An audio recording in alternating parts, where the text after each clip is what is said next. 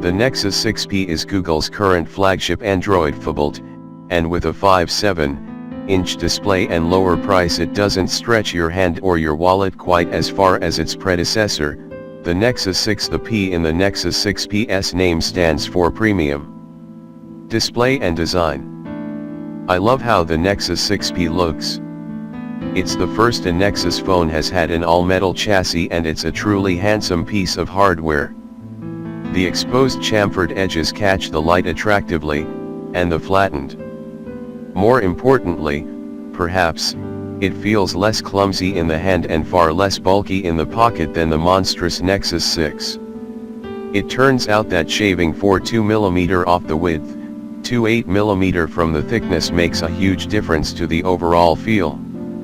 The Nexus 6P challenges the Samsung Galaxy Note 5 and Moto X style with a 5.7-inch display and Quad HD resolution, as it keeps pace with its fellow Android juggernauts. That's because it's backed by similar technology, a 5.7-inch AMOLED display, which contrasts with the IPS LCD found in the Nexus 5X, LG G4 and iPhone 6s. The screen has a 2560 x 1440 resolution with a dense 518 pixels per inch, and, all around, it looks brighter and more colorful than the Nexus 6, which also had a dimmer Quad HD display at the same resolution. Brightness is undoubtedly higher when adaptive brightness is turned off, and color accuracy is a step in the right direction compared to what we saw from its predecessor. The Nexus 6P retains the adaptive display functionality from Motorola's Nexus 6. Whenever the phone is picked up or a notification arrives, it flashes a grayscale notification lock screen. Camera. The Nexus 6P comes loaded with a 12MP sensor, complete with laser autofocus as opposed to the phase detection method preferred by Sony, and larger 155 pixels that let in more light than your average megapixels. That last point is important, because the Nexus 6P doesn't have OIS, optical image stabilization. Google has also added Smart Burst Mode to the camera, a new to Google feature that captures photos at a rate of 30 frames per second. Selfie photos taken through the 8-megapixel front-facing camera look good on the whole. The 6P appears to apply some automatic airbrushing, or at least, skin tones look softer. Unlike other handsets, there aren't any filters or beauty mode controls to smooth textures. This could be good or bad, depending on your view, and all editing happens by default through the built-in Google Photos app. This is where you'll see effects like vignette filters. On the video side, the Nexus 6P will shoot 4K video. If you want this, you'll need to reset the default. A brand new built-in feature, slow motion video, can capture up to 240 frames per second, with editing capabilities. This is something we've seen in other phones, by Samsung for example. Using the camera's software is pretty straightforward. You now swipe left and right to switch between photo to video modes. A button tap flips to the front camera and back again. Controls for flash and auto HDR live on screen, while panorama mode, photosphere, lens blur and settings hide away in a sub-menu. These are good modes to have, but you will find more shooting options in other premium devices, like presets for macro, landscape and sports modes. Software and performance. Google and Huawei's Nexus 6P's refinements apply mostly to the hardware, but are also found in its software, with the Android Marshmallow operating system preloaded onto the phone.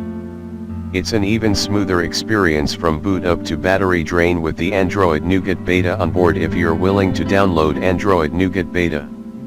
Running the Nexus 6P is Qualcomm Snapdragon 810 CPU paired with 3GB RAM. It's a common combo for 2015 flagships, but it excels here.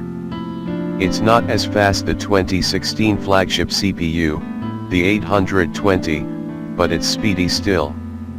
I've experienced none of the overheating problems that previously plagued the 810 chip. The only time the Nexus 6P gets warm to the touch is either when it's fast charging or installing a whole load of apps, and it's an absolute performance beast.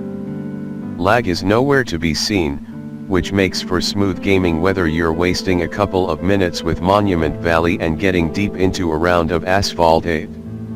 In some ways, it feels just as fast as the iPhone 6s Plus. I'm not talking about in terms of specs or benchmarks, but in real-life day-to-day actual use. It's like Google and Huawei have managed to perfectly optimize the software experience with the chipset.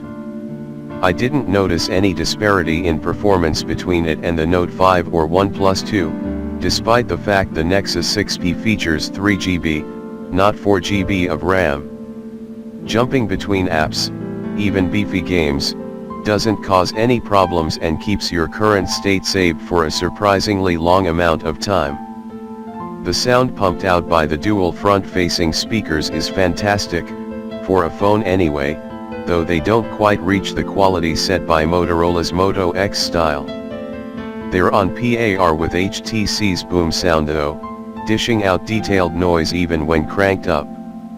It makes such a difference whether you're watching YouTube, listening to Spotify or just waking up to an alarm in the morning.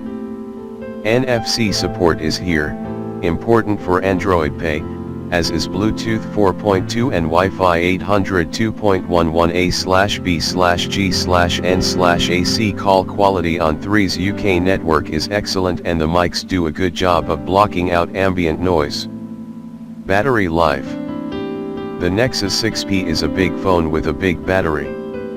At 3,450 mAh, its capacity is bigger than most other phones we've reviewed, save for a few, like the Samsung Galaxy S7 Active and Moto X Play.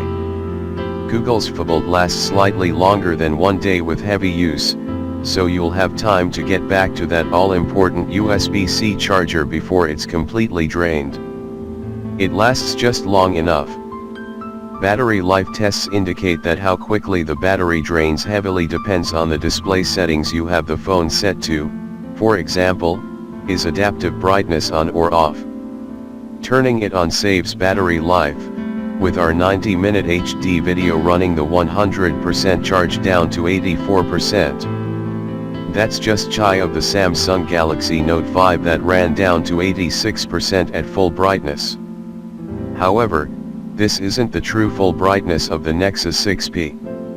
Diving into the settings menu and switching adaptive brightness off drains the full battery life down to a less impressive 75%. What helps, if you're not constantly turning on the display, are Google's new software tricks, doze mode and app standby. They essentially put the phone into a semi-sleep mode. Fingerprint sensor. Google's Nexus imprint sensor is introduced in the Nexus 6P and Nexus 5X, and it works a lot like other biometric fingerprint sensors out there, including Apple's Touch ID home button. There are two key differences. Registering a new fingerprint takes no longer than 8 seconds, whereas Apple and Samsung's methods require too many long presses and pauses. More strikingly, the fingerprint sensor is on the back and static. It doesn't double as a button that you can press down.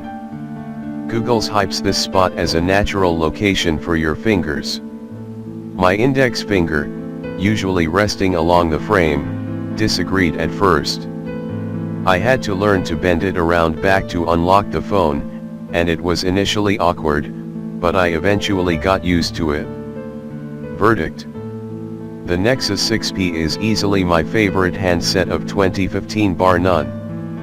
It looks great, feels great, performs great and has the best software currently available inside the mobile space.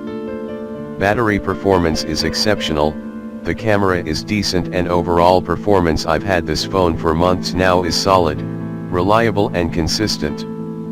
I love this phone. Kudos, Huawei.